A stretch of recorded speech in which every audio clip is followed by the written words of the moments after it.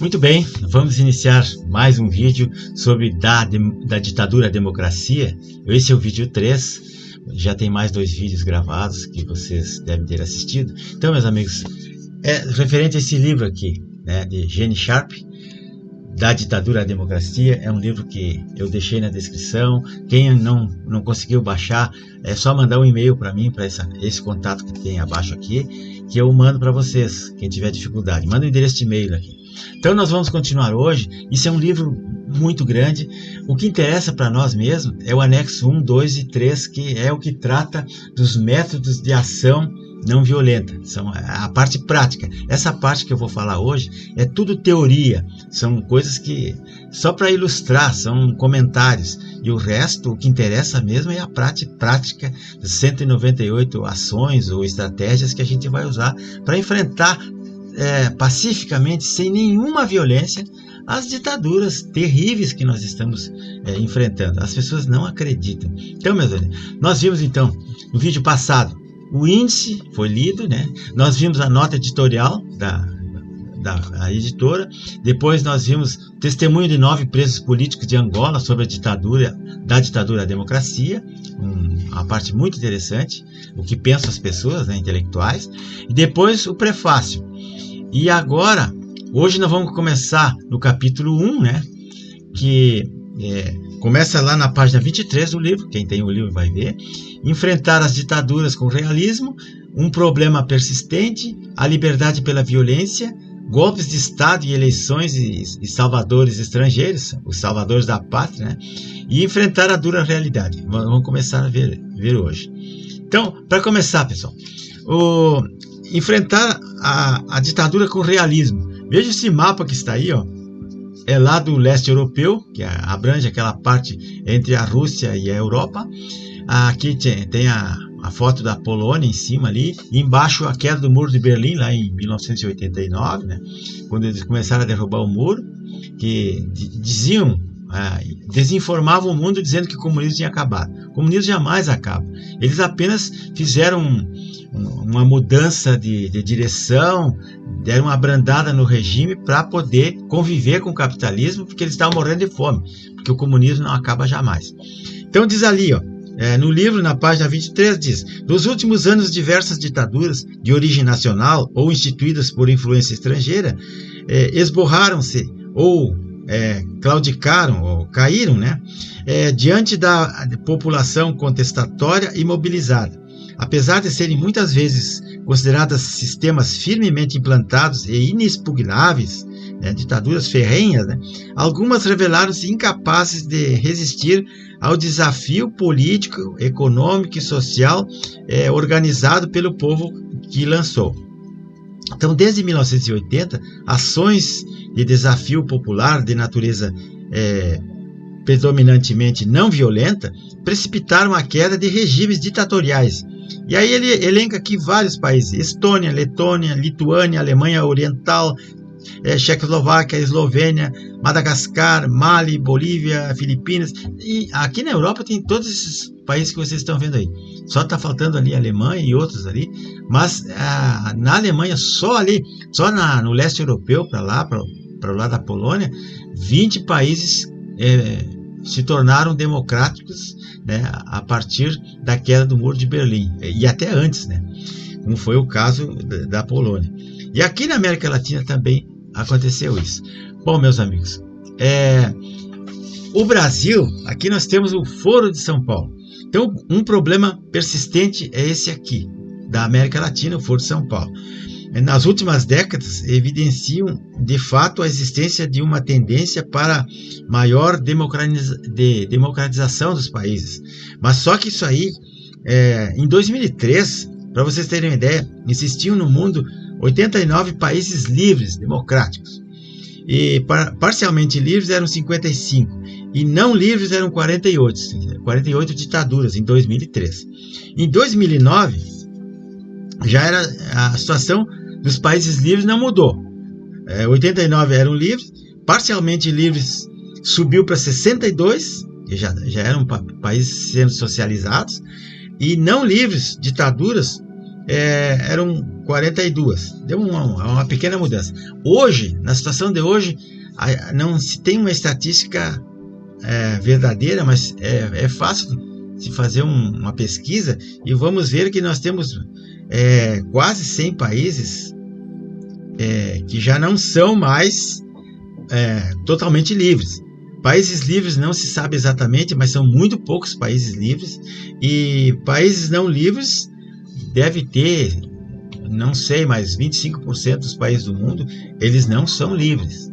Eles têm alguma espécie de ditadura ou controle. Por exemplo, tem um país aí, o Canadá. O Canadá é uma ditadura absoluta. Só que as pessoas não sabem disso. Em países grandes, não é países pequenininhos, né? Não é tipo Bolívia, aí Venezuela, Cuba, Nicarágua, países pequenos. Não, são países grandes que estão totalmente controlados. E aqui é que entra também, depois eu vou explicar, o problema da interferência, né, dos golpes de Estado. Um país ajuda o outro.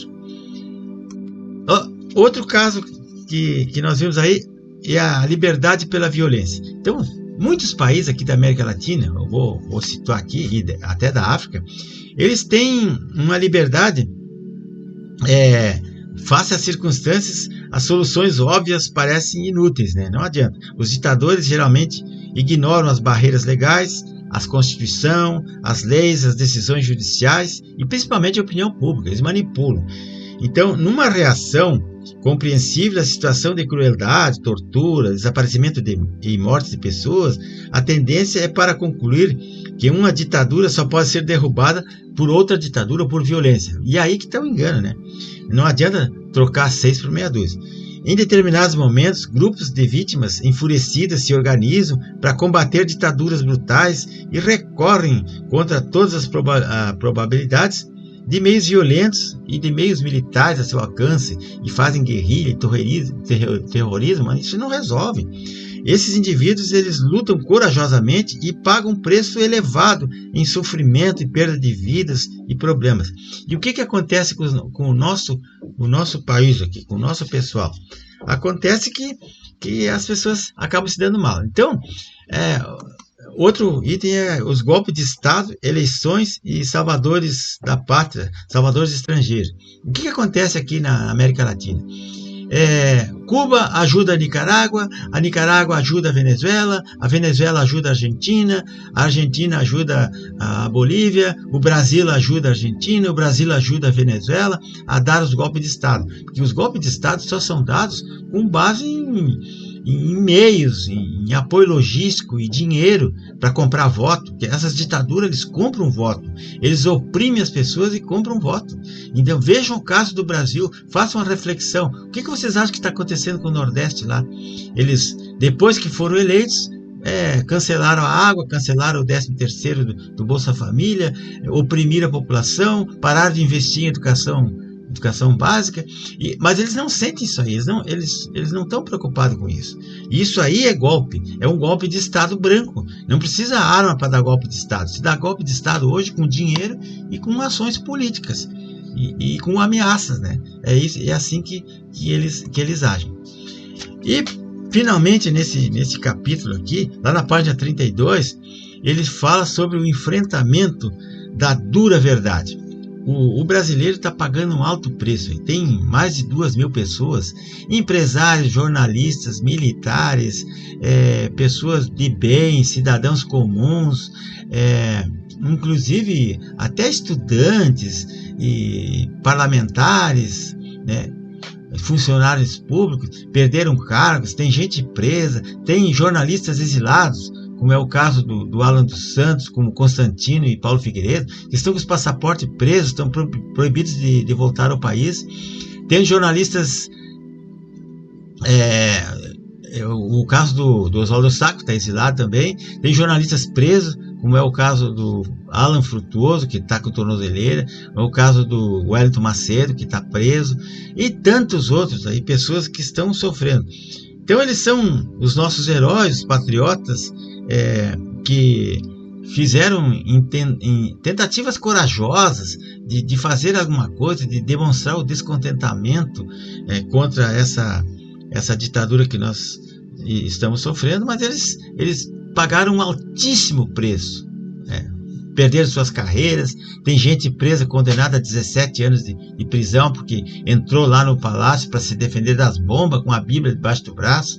O que aconteceu aqui foi uma tragédia inominável. Todo mundo sabe o que aconteceu, e a CPI quis incriminar o pessoal de verde e amarelo, que estava infiltrado. Tiveram os infiltrados que foram lá, quebraram tudo. Vê se vocês vão ver um daqueles infiltrados, daqueles que aparecem depredando tudo, sendo julgado e condenado. Duvido de Odó, não vai acontecer nada. Então, o que eles recomendam aqui na página 32 do livro? Eles dizem: reforçar a determinação da população oprimida e sua autoconfiança, assim como a sua capacidade de resistir. Eu não sei como fazer isso, mas lá no anexo explica direitinho o que se tem que fazer. Isso aqui é teoria.